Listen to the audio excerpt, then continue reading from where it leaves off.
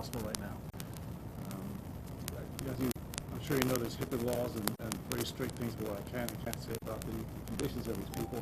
I can say in general, two were relatively minor injuries. No, I'll take that back. Two were significant injuries, but hopefully will be okay and survive. One was a devastating injury, so a patient will be dealing with. So they're all stable at the present time. One is just coming out of the OR. Another victim was taken to the OR last night. He's probably going to go back in the OR again today, and they have to go back to the OR early next week. You just go with that again about who might have to go back to OR? Well, again, I don't be too specific. One patient went directly to the OR last night. The same patient is probably going to go back today, and they may have to go back again next week, early next week. And the other patient just got out of the OR just a few seconds ago, is back in intensive care. All patients went to intensive care after seeing here. And I'm Dr. Janelle Thomas. I was on duty in the emergency department last night along with another attending physician. My role in the situation was to prepare for the emergent response and to receive the patients as they arrived.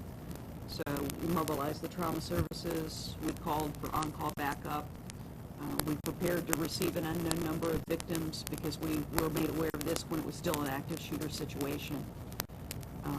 And I would like to acknowledge the teamwork of the staff, the medical staff, the nursing personnel. We had excellent preparation from first responders on scene, letting us know what was coming in, and keeping us up to date on the situation. For a horrible, tragic event, it went as smoothly as it could possibly have gone. I'll reemphasize that point too. These things can be difficult, they are difficult, but this event here was very well managed. And it takes a lot of preparation for that to happen from a hospital standpoint, for administration who supports the trauma program here, down to all different layers of physicians and nursing staff, OR staff, X-ray staff, the whole hospital. I mean that whole hospital is completely involved. Take people to clean the rooms up afterwards, and that all went extremely well. There is a fourth victim in the second to a sister hospital, is that correct? You don't have any information? I have no information on that. I can tell you limited until I can tell you about these patients. I do understand one was taken down in general. That's what Have you ever dealt with a situation like this before? Not mass casualty in the sense of 4 or 5 gunshot victims at one time. Individually, yes, we've had 2 or 3, but this kind of thing. Just curious, were you on duty yesterday when this happened? I wasn't actually. No, I was were you on duty, and how does that call come? How does that I was notified of the event that was going on, and since I'm the director, I thought I should be here. The way it generally works is that we have a physician in charge of the whole scene. This wasn't so bad. It's a very big situation. We have the ER staff outside triaging patients coming into the hospital who would get into the hospital. These were more limited numbers, so everyone came in. My co-surgeons from my group and also another surgical group participated in trauma. Were there, and lots of doctors there, so each doctor got a patient. We assessed the patients and found out the severity of the illness, the injuries. They need to go to intensive care. They need to go to the operating room immediately. Fortunately, all stable enough that we get all the X-rays we needed. No one had to be rushed to the operating room, and we have to fully assess them. Of those that died, how substantial were their injuries? How many gunshots? There were the one. Okay, I'm sorry. Even the ones that died. Pathology is great, so we can't say how many wounds they had or anything. Can you describe generally how substantial they were, or how substantial the injuries were? Devastating. Devastating, but they died. So one was multiple. The people died, they suffered multiple injuries, multiple parts. Sorry, my right, we can see that. Okay, yeah, I'm not going to stop there, yeah. You talk about the preparation. I know hospitals in the area, because often they practice for situations just like this. Does that help? Well, absolutely. I mean, I think that I'm not military background, but there's a military phrase that says failing to plan was planning to fail. So there's monthly meetings to handle emergency disaster situations, to prepare for this at multiple levels. Coordinate with the local and regional trauma services and state trauma services. We have plans to activate people as much as possible. We had 4 operating rooms ready to go at 5 o'clock on Friday night, that's pretty remarkable. Staff stayed around. Blood bank is notified, X-ray teams are notified. Administration played a key role in making sure everything was all done right. We've done very well. I mean, that all takes planning, it takes practice. You have to look at the right people, the contacts, how to contact them, and so on. No drill can ever prepare you, though, for that real-life situation. I mean, Situation on a regular basis, but this recent incident, how did it affect you as a physician responding to so many patients going on? Well, you have to sort of be sort of separate from it in the sense that you can't get too emotionally, personally involved. You have to deal with it as a sort of professional kind of thing. We've had another serious incident a few years ago. You probably remember the 5 children down in Hondo, I think it was. That was a lot more emotional for the children involved. So we are going to meet after this, probably next week sometime, and sort of debrief everything, go over it again. What can we learn from what we did? Is there improvements to be made? These kind of things. Dr. Thomas, you talked about it being prepared for being force. right. I mean, this is what we train for. This is what we train for. I mean, this is why we chose to go into these professions. But when it's actually happening in the scale that it's happening, it becomes surreal.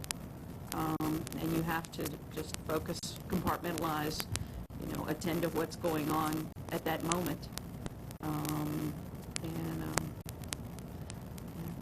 That's why I do what I do. Dr. Thomas, can you describe the scene in the upcoming, you said you were prepared, but what did the scene look like? Ready? Controlled chaos, staff everywhere, a number of folks in different roles, attending to their roles, and a few people in the middle kind of directing traffic. You go here, I need this, I need that. We've mobilized resources from different areas of the hospital. We gathered equipment from other areas of the hospital to make sure we had several rooms set up in a row in order to receive the patients that we received. And it worked well. One of the things that happened in advance of our receipt of patients was EMS contacted us and asked our capabilities. There were 2 trauma centers in the area, and they wanted, when we had some sense of how many victims were arriving, how many could we handle, how many did we want to direct to the other facility. So we were well prepared for what arrived. Just can I be real clear on the 3 that you still have in your care? 2 had significant injuries, 1 had less significant injuries, and 1 person you used the word devastating, Dr. Harry. They're all serious injuries in the sense that they're gunshot wounds, which are never minor. Okay. So as I said, 2 have been taken to the operating room to get injuries repaired. 1 is probably more fortunate, and hopefully that patient will have a full recovery. That's not clear as of this very second, but did not require urgent or operations to repair injuries. He's got sense very, very lucky with all this, but he got lucky, and the injury was, without sort of exaggerating, a little bit further over, he probably wouldn't be here today. For clarification on the 2 that unfortunately passed, 1 died immediately. Did they receive any care, or did they pass before any care was able to be rendered to them?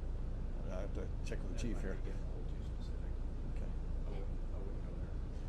All right. I'm curious if any of the patients that arrived here were able to speak to you, share anything about the experience or anything that you could share with us.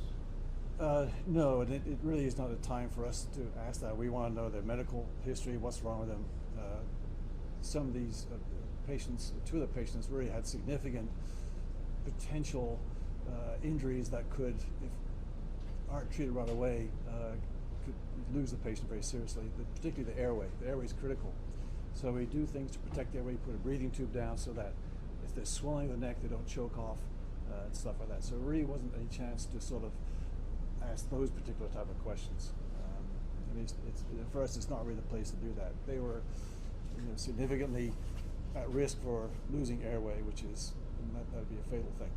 I would also, I'm sorry, I would also say that probably would distract from our ability to focus on the issue at hand. I think that, in the initial receipt of the patient, that's not a good time for us to be asking questions about the situation. Where were the gunshot wounds? Can't talk about that. Are any of the patients in a state to be released anytime soon? No, we're not going to talk about that. That's prognosis. We can't get into that. The HIPAA laws are very, very tight. We just can't say those kind of things. It's federal law mandates that. Dr. Thomas, if you could you describe the first 30 minutes from when you're receiving the patients? The first 30 minutes. So the first awareness we had that there was an incident occurring came from the police that were in the emergency department. We have an on-duty policeman, and so kind of a heads up that there was an active shooter. And so the first 30 minutes was almost all preparation. It took a while to stabilize the scene, to get the patients transported. And so we had at least 30 minutes of lead time before we received that first patient. Once we started receiving patients, it was a sort of a divide and conquer scenario, that we had physicians in each trauma room, we had staff in each trauma room, and we focused on our particular patient and making sure that they had the resources they needed and were stabilized. And the trauma physicians sort of were aware of every patient and, making decisions about who needed to go where next, who needed to go to the OR, who needed to go to the ICU, and how to transition them through the emergency department. Let me just ask you to expound on something. Those who aren't local probably don't know that Virginia Beach maintains one of the largest volunteer emergency medical systems in the country. And expound a little bit on the relationship with local EMS and how that plays out in a scenario like this when they're prepping patients to bring to you, that level of communication, that kind of thing. So EMS... Give them their props. EMS had established a local on-site command system, and they were in contact with the emergency department and our charge nurse and the physicians in the emergency department as we had updates on number of victims that were to be transported. They were in constant communication with the emergency department. And as I mentioned before, how many patients are you prepared to take? Identifying the capabilities of the hospitals in the area and who can receive what. We were able to, through that EMS response system, divert non-trauma ambulances from our facility to other non-trauma facilities for the time period that we were receiving the trauma victims, so that we could focus our resources entirely on the trauma situation. The police put our emergency department on lockdown to protect us from a security perspective, and so no one could go in or out without appropriate identification and a need to be there. So that made us safe to be able to do our job. It really was the best that I could have possibly imagined in a horrible situation. Just for clarification, all the people that came to the hospital, they were all transported by ambulance? No one came in on their own at all? All the gunshot wound victims came by ambulance, that's correct. And they are all still in the ICU? Two were deceased, 3 are still admitted here, 1 is admitted to another hospital. They're in the intensive care. Can we call that a finish? Is there anything we're missing that you guys want to convey that we just failed to ask? No, I think again, I think, emphasize what I said earlier. I mean, the hospital really responded well at all levels. You had volunteer surgeons, doctors coming in to say, what can I do to help? Nursing staff stayed late. OR teams were called back in. I mean, it went very, very well. A lot of volunteer effort by the nursing staff and medical staff to come and take care of the patients. And it just went extremely smoothly. Dr. Hoppers, we talked about this earlier, but I'd like to get your response. This happens way too often. Yes, it does. In churches, synagogues, high schools, grade schools, you name it. Right. Now a government office here. You're on the working end of these things. I assume you have conferences. What is your feeling, your thought? You trained for this. You never expect to have to deal with it. But what is your feeling as someone who deals with this on this end? Well, I mean, you know, it's, you say you never expect it to happen here, and of course it does. These are never good things, and you sort of wonder what's happening to society that's now, it's like weekly almost. You know, why is this happening? I don't have an answer for that.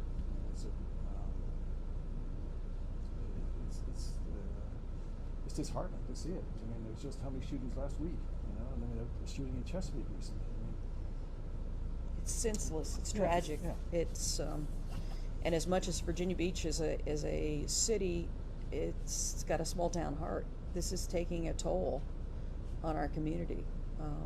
This is our friends, our neighbors, and from the hospital's perspective, you know, we'll have a beginning and an end to our responsibility. But this is something that will continue to affect the families, the victims, the community for a very long time.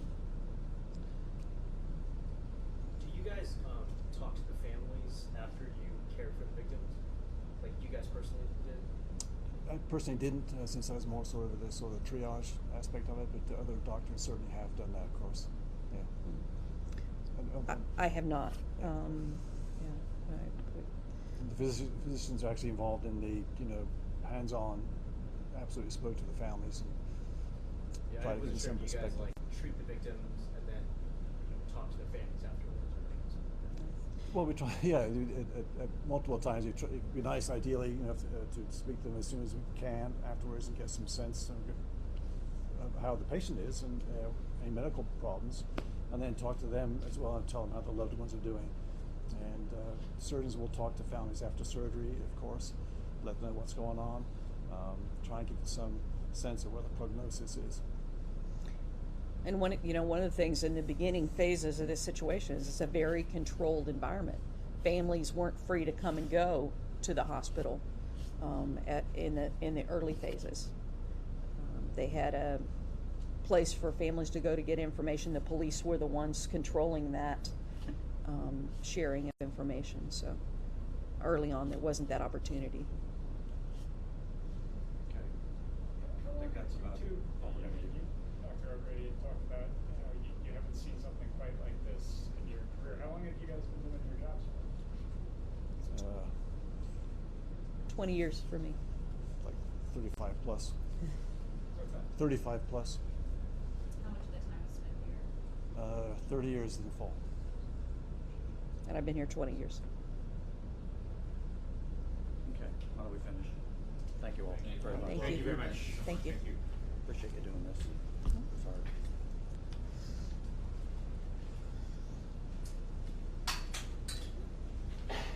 Thank you.